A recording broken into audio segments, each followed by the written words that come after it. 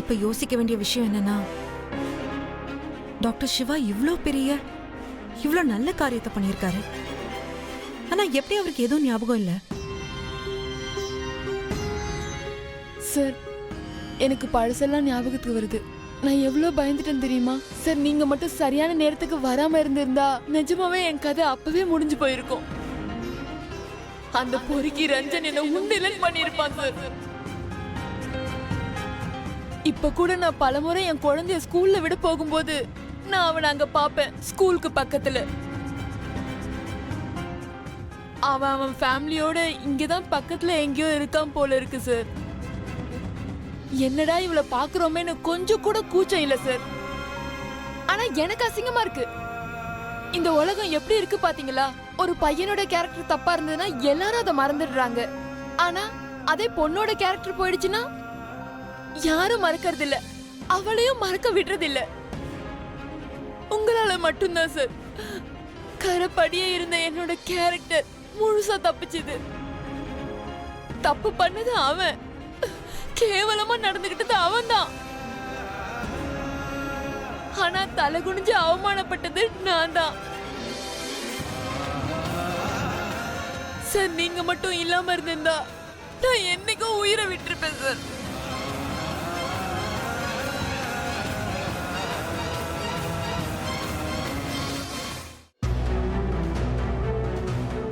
இங்க பாரு ரீமா, நான் இப்ப சக்தியை நம்புறதே விட்டுட்டேன். நீ கூட விட்டுடுமா. போய் சீக்கிரம் ரெடி ஆயிடு. போ. ஆனா அம்மா, நான் இந்த கல்யாணத்தை பண்ணிதான் ஆகணும். நீ இந்த கல்யாணத்தை பண்ணிதான் ஆகணும் ரீமா. இல்லனா நீ உன்னுடைய அம்மா அப்பாவோட பணத்தை தான் பாப்ப. நான் ஒண்ணு சொல்லட்டுமா? சக்தி இந்த வீட்டு சின்ன பொண்ணா இருந்து கூட எப்பவும் மூத்த பொண்ணு மாதிரி அவ கடமையை செஞ்சா. இன்னைக்கு உன்னுடைய டர்ன். எப்படி இந்த கல்யாணத்தை செஞ்சுக்க.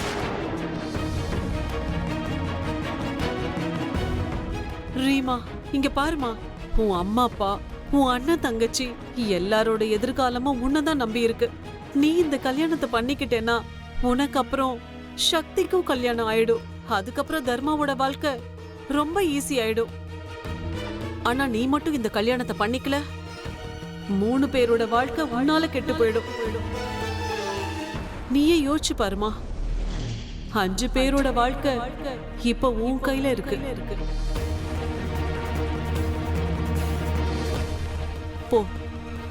போய் ரெடி ஆயிடு.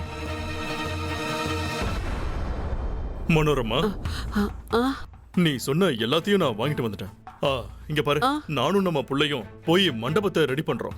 ஏன்னா முகூர்த்த நேரம் மாறிடுச்சுல்ல, சொந்தக்காரங்களுக்கெல்லாம் சொல்லணும். போய் எல்லாருக்கும் ஃபோன் பண்ணிட்டு வந்துடுறேன். நீங்க கவலைப்படாதீங்க, எல்லாத்தையும் பாத்துக்கலாம். என்னங்க, நான் உங்களுக்கு ஒண்ணு சொல்லவா? உங்க பார்வை யார தேடுதோ அவ குளிக்க போயிருக்கா. நீங்க எதை பத்தியும் கவலைப்படாம இப்போ உங்க பொண்ணோட கல்யாண ஏற்பாட மட்டும் பாருங்க. போங்க, நான் எல்லாத்தையும் பாத்துக்கிறேன். போங்க.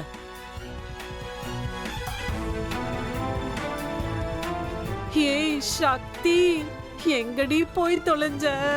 நீங்க ஏன் சாகணும்? தப்பு செஞ்சது அவன்தான், அவன்தான் சாகணும்.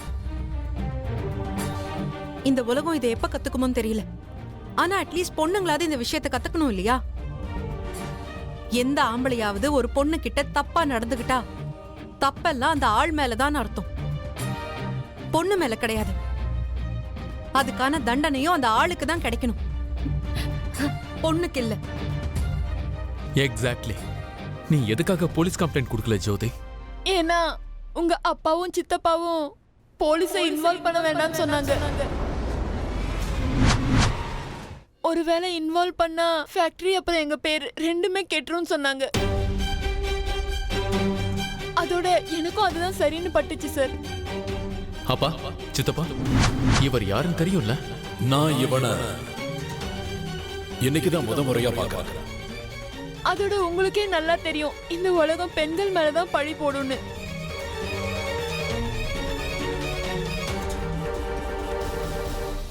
என்ன எவ்வளவு காலம் மான மரியாதைன்னு குற்றவாளியை இப்படி விட்டுக்கிட்டே இருப்பாங்க? இங்க விக்டிம்ஸ் நொந்து நொந்து வாழ்றாங்க, குற்றவாளி ஃப்ரீயா வாழ்றான். நான் என்னமோ அவனுக்கு எதிராக எஃப்ஐஆர் போட்டிருப்பாங்கன்னு நினைச்சேன். அவனுக்கு தண்டனையும் கிடைச்சிருக்கும்னு நினைச்சேன். ஆனா அப்பாவும் சித்தப்பாவும் அவங்க கம்பெனியோட ரெப்புடேஷனை காப்பாத்துறதுக்காக அவனுக்கு எதிராக எந்த லீகல் ஆக்ஷனும் எடுக்கல. அவன் என்னைக்கும் எதை செய்யக்கூடாதோ அதைத்தான் செஞ்சிட்டு இருக்கான்.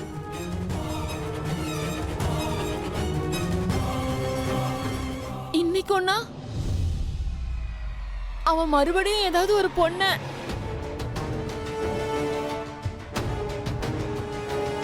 ஜோதி, அதனாலதான் நாங்க உன்கிட்ட வந்தோம். எங்களுக்கு உன்னோட உதவி தேவைப்படுது. ஆக்சுவலா சக்தியோட அக்காவுக்கு ரஞ்சன் கூட கல்யாணம் நிச்சயமாயிருக்கு. ஒருவேளை இந்த கல்யாணம் நடந்துச்சுன்னா அவளோட வாழ்க்கையே வீணா போயிடும். எல்லாமே வீணா போயிடும். அது மட்டும் இல்ல, என் வீட்டு ஆளுங்களுக்கும் ரஞ்சன் பத்தின உண்மை தெரியாது. அதனால உங்க உதவி எங்களுக்கு கண்டிப்பா தேவை. ஒருவேளை நீ வந்து அங்க எல்லார்கிட்டையும் எல்லா உண்மைகளையும் நீ சொன்னா எல்லாமே சரியாயிடும் ஜோதி.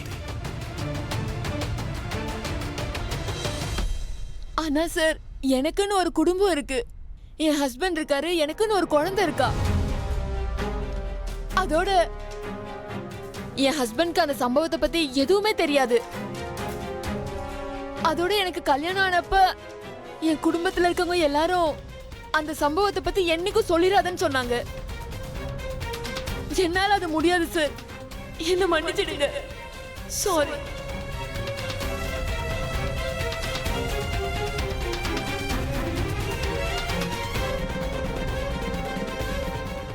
என்ன நீங்க என்ன சொல்றீங்க?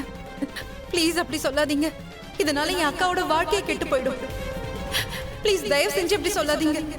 ப்ளீஸ்.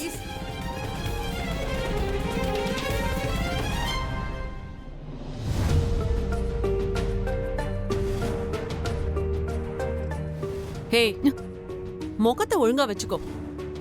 நீ கல்யாண பொண்ணு, புரிஞ்சதுல? யாராவது பார்த்தா என்ன சொல்லுவாங்க? மனோரமா, வந்துட்டேன். இன் ஷார்ட், அழுதுட்டு இருக்காம சந்தோஷமா இரு. புரிஞ்சுதா? நான் எப்படி புரிய வைக்கிறது மம்மி? நான் ரஞ்சனை கல்யாணம் பண்ணிக்கிட்டா என்னால சந்தோஷமா இருக்க முடியாது. ஏன்னா நான் ரஞ்சனை இல்ல கிரிஷை தான் காதலிக்கிறேன். ரஞ்சனை கல்யாணம் பண்ணிக்கிட்டா நான் நொந்தே சேர்த்துருவேன். டேய், மெதுவா ஓட்டுடா. நம்ம அந்த ஜோதி வீட்டுக்கு போறதுக்கு முன்னாடி நம்ம அந்த கடவுள்கிட்டயே போய் சேர்ந்துருவோம்டா. கடவுள்கிட்ட போக போறது அந்த சிவாதான். அவன் சிவான்னா நான் அவனுக்கு யம தர்மனா மாறிடுவேன். சீக்கிரமா கிளம்புங்க, முகூர்த்த நேரம் முடிஞ்சிட போகுது. எனக்கு ஒண்ணுமே புரிய மாட்டேங்குது. இங்க என்னதான் நடக்குது? மாப்பிள்ளையோட அப்பா ரொம்ப யோசிக்க வேண்டிய அவசியம் இல்ல. ஏன்னா அந்த வேலை என்னோடது. அதனால அமைதியா நான் எப்படி சொல்றேனோ அப்படி செய்யுங்க. இங்க பாருங்க மேடம், நீங்க சொல்ற எதுவுமே எங்களுக்கு புரியல. நாங்க பார்த்த பொண்ணை விட்டுட்டு சக்தியோட பேர் எதுக்காக நீங்க சொன்னீங்க? எதுவா இருந்தா என்ன இப்ப? ரீமா சென்னுக்கு பதிலா சக்தி பேரை சொல்லிட்டேன். உங்க பையன் பேருக்கு பதிலா வேற பேரை சொல்லல. மாப்பிள்ளை இப்பவும் ரஞ்சன் தானே. கல்யாணம் யார் கூட நடந்தா என்ன? ரீமா சென்னா இருக்கட்டும், சக்தியா இருக்கட்டும். அதனால என்ன ஆயிட போகுது? அது மட்டும் இல்லாம உன்னோட பிள்ளைக்கு சக்தியை தான் பிடிச்சிருக்க, ரீமா சென்னை இல்ல. ஜோதி, இது என்னோட அக்காவோட வாழ்க்கை பிரச்சனை. நீங்க தானே இப்ப டாக்டர் சிவா உங்க வாழ்க்கையை காப்பாத்தினாருன்னு சொன்னீங்க. அந்த மாதிரி உங்களாலையும் ஒருத்தர் வாழ்க்கை கெடாம காப்பாத்த முடியும். ப்ளீஸ். ஒருவேளை நான் வேற ஒருத்தரோட வாழ்க்கையை காப்பாத்த போய் என்னோட வாழ்க்கை, என் வாழ்க்கை நாசமா போயிடுச்சுன்னா? இந்த உலகத்தோட வழக்கமே அப்படித்தான். பசங்களுக்கு வேற, பொண்ணுங்களுக்கு வேற. ஆனா நீங்க ஏன் புரிஞ்சுக்க முயற்சி பண்ண மாட்டீங்க? என் வீட்டுக்காரெல்லாம் ஒத்துக்க மாட்டாரு. என் புகுந்த வீட்லயும் இதுக்கு சம்மதிக்க மாட்டாங்க. அவங்களுக்கு மட்டும் இதெல்லாம் தெரிஞ்சதுன்னா ஊர்ல உள்ளவங்க எல்லாம் கேள்வி கேட்கறாங்களோ இல்லையோ, முதல்ல அவங்க தான் என்ன கேள்வி கேட்பாங்க. டாக்டர் சிவானால என்ன வாழ்க்கை எனக்கு கிடைச்சதோ அது பறி போயிடுங்க. என்ன மன்னிச்சிடுங்க, என்னால உங்களுக்கு உதவி செய்ய முடியாது. அதோட எனக்கு என்ன நடந்துச்சு, எது உண்மை எது பொய்ன்னு இந்த உலகத்துக்கு என்னால சொல்ல முடியாது.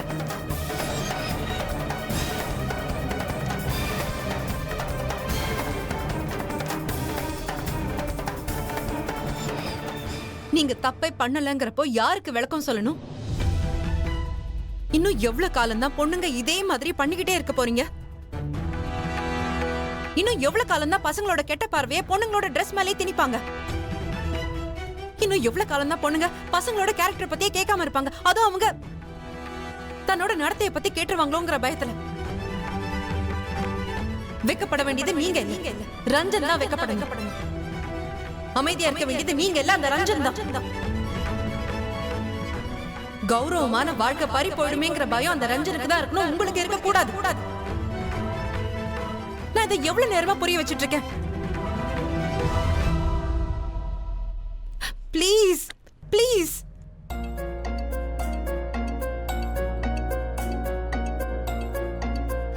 ப்ளீஸ், உங்களுக்கு இது கூடவா? சக்தி, நீ என்ன பண்ணிட்டு இருக்க? நீ எவ்வளவு நாள் கழிச்சு இப்ப ஜோதியை சந்திக்க வந்திருக்க?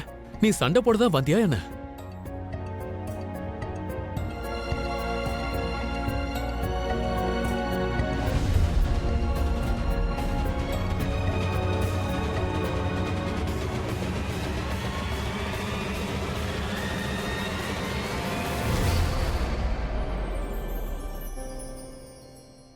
ஹாய், வா.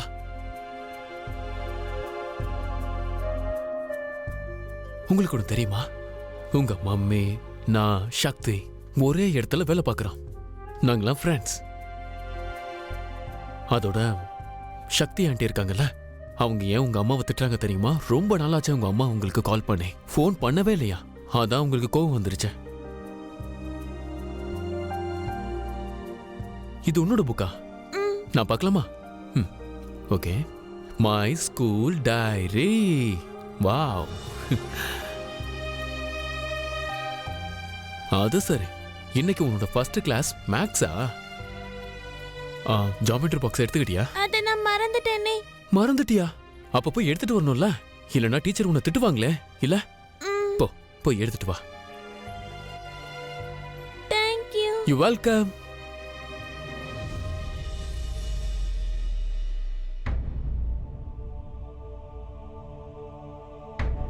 தப்பு பண்ணது ஜோதி இல்ல சக்தி, இந்த உலகம்தான்.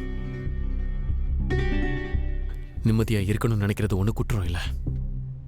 ஒவ்வொரு முறையும் ஹீரோய்க்கா பேசாம நார்மல் வாழ்க்கையை வாழணும்னு நினைக்கிறது குற்றம் கிடையாது. நம்ம வீட்டாளுங்களும் நம்ம கிட்ட கேள்வி கேட்டுட்டு இருக்காங்க. அப்படி பார்த்தோம்னா ஜோதி வீட்டாளுங்களும் அவகிட்ட கேள்வி கேட்டுட்டு இருக்காங்க, அப்படிதானே? ஆனா டாக்டர் சிவா, இல்ல சக்தி, யாரையும் கட்டாயப்படுத்தி எந்த பிரயோஜனமும் இல்ல. உங்க சித்தி உங்க அக்காவை கட்டாயப்படுத்தி எந்த விஷயத்த பண்றாங்களோ அதே மாதிரி ஜோதியை நாமளும் கட்டாயப்படுத்தி இந்த விஷயத்த பண்ணணுமா? டாக்டர் சிவா, இந்த ரஞ்சன் மாதிரி ஆளுங்கெல்லாம் ஜெயில்ல இருந்தாகணும். சக்தி, குழந்தைங்க பிறந்துட்டாங்கன்னா எல்லாத்தையும் விட அவங்க தான் முக்கியமா இருப்பாங்க. அவங்களோட சேஃப்டி தான் அவங்களுக்கு முக்கியமா தெரியும். அவங்க ஃபியூச்சர் தான் ரொம்ப இம்பார்ட்டண்டா தெரியும். இதுதான் உண்மை.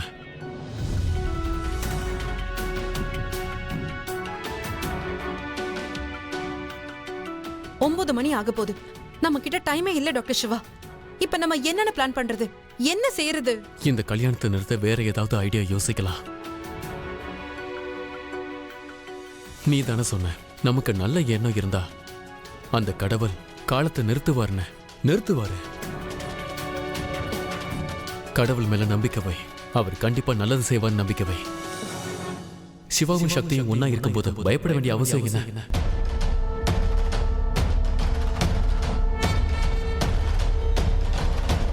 ஏதாவது ஒரு வழியை கண்டுபிடிக்கலாம்.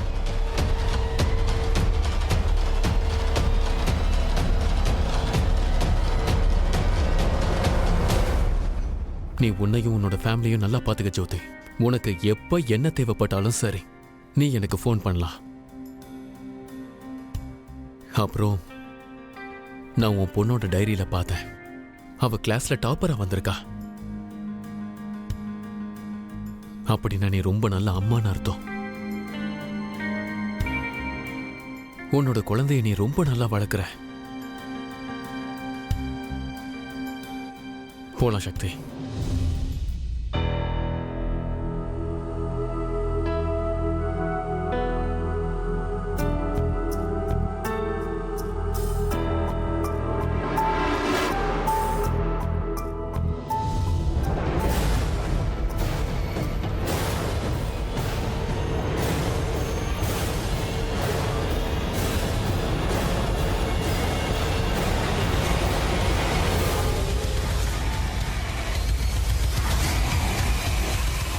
நில்லுங்க சார்.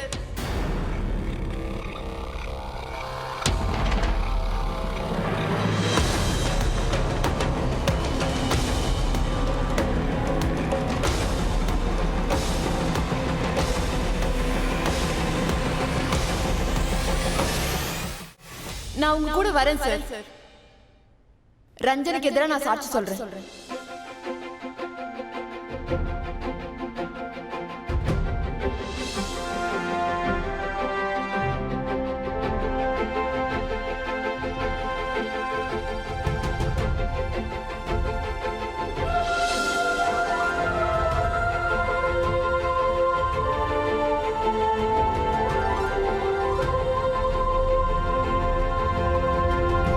என்ன நிஜமாவா?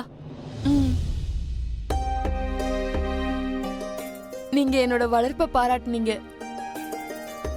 நான் மட்டும் வராம இருந்திருந்தா எனக்கு என் வளர்ப்பு மேல சந்தேகம் வந்திருக்கும். சார், அன்னைக்கு மட்டும் நீங்க கண்டுக்காம போயிருந்தீங்கன்னா இன்னைக்கு எனக்குன்னு ஒரு குடும்பமே இருந்திருக்காது. எனக்கு ஹஸ்பண்டும் இருந்திருக்க மாட்டாரு, எனக்கு பொண்ணும் இருந்திருக்க மாட்டா. அதோட இன்னைக்கு நான் அப்படியே கண்டுக்காம விட்டுட்டா அது நான் உங்களுக்கு செய்யற ரொம்ப பெரிய பாவம் இல்லையா? ஆனா உன் புகுந்த வீட்டுக்காரங்களை பத்தி தெரியாது சார். ஒத்துப்பாங்களோ ஒத்துக்க மாட்டாங்களோ. ஆனா ஒருவேளை ரஞ்சன் வேற யாராவது பொண்ணோட வாழ்க்கையை கெடுத்துட்டானா என்னோட ஆத்மா என்னை என்னைக்குமே மன்னிக்காது. அந்த ரஞ்சன் செஞ்ச பாவத்துக்கான தண்டனை அவனுக்கு கண்டிப்பா கிடைச்சே ஆகணும். அன்னைக்கு நான் பாதிக்கப்பட்டேன், இன்னைக்கு உங்க அக்கா ரீமா, அதுக்கப்புறம் நாளைக்கு வேற ஒரு பொண்ணு பாதிக்கப்படுவா. வாங்க சார் போலாம். Thank you so much. தங்கம் வாங்க, வெளியே வாங்க. இங்க வா. இங்க பாரு, அம்மா ஒரு வேலையா வெளியே போறேன். நான் நீலம் ஆண்டிக்கு கால் பண்ணிடுறேன். அவங்க வந்து உன்னை ஸ்கூல் பஸ்ல ஏத்தி விடுவாங்க. போறதுக்கு முன்னாடி நீலம் ஆண்டி கிட்ட டோரை நல்லா க்ளோஸ் பண்ணிட்டு சொல்லிடு. ஓகேம்மா. செல்லக்குட்டி, உனக்கு ஒண்ணு தெரியுமா? உன்னோட அம்மா அப்படியே உன்ன மாதிரியே இருக்காங்க. பிரேவா, தைரியமா. Yes, my mummy is the best. Yes, your mummy is the best.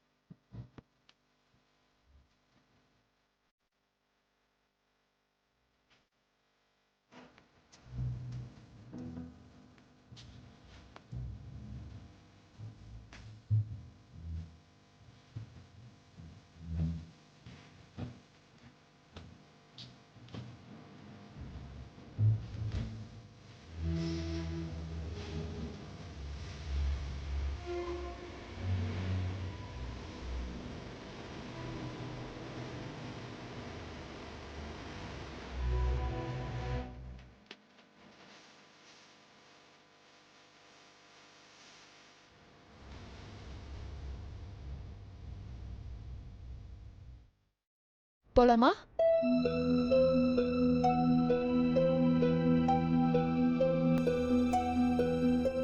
நீ இங்க உட்காந்து அவங்க வர வரைக்கும் படி, சரியா?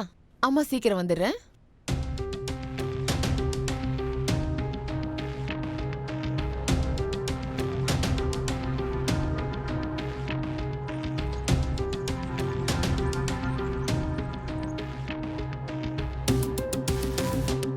டாக்டர் சிவா, டாக்டர் சிவா, நம்ம கிட்ட நிறைய டைம் இல்ல. இது க்ளோஸ்ட் மார்க்கெட். இங்க ஆட்டோ கூட கிடைக்காது. எவ்வளவு நேரமா தேடுறோம். என்ன செய்யறது?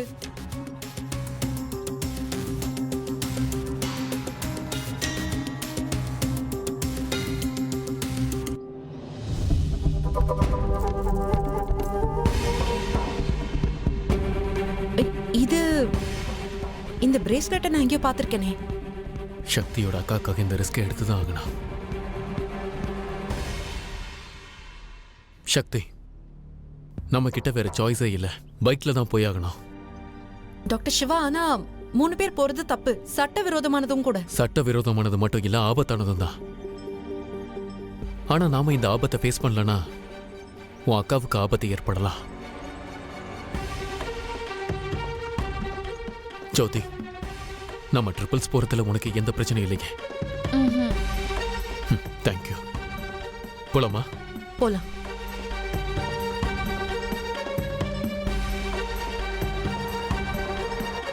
நல்லா உட்காந்துக்கிட்டீங்களா? சரி, சொல்லுங்க. ஓம் நமோ பார்வதி பதையே ஹர ஹர மகாதேவா.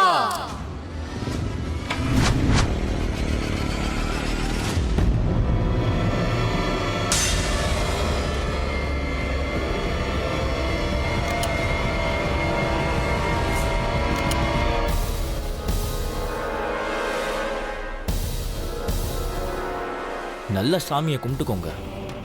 ஏன்னா கடைசி நேரத்தில் மனுஷன் கடவுள் பேரை தானே சொல்லுவான். 3 பேரும் எப்படி வீடு போய் சேர்றீங்கன்னு நானும் பார்க்குறேன். நீ என்னோட கல்யாணத்தை நிறுத்த போயிட்டு இருக்க. ஆனால் நான் உன் வாழ்க்கையோட பந்தத்தை முறிச்சிடுவேன். நீ என்னோட முகத்திரியை தானே கிழிக்க போற. நான் உன்னை இந்த பூமியை விட்டே கிழிச்சு அனுப்பிடுவேன்.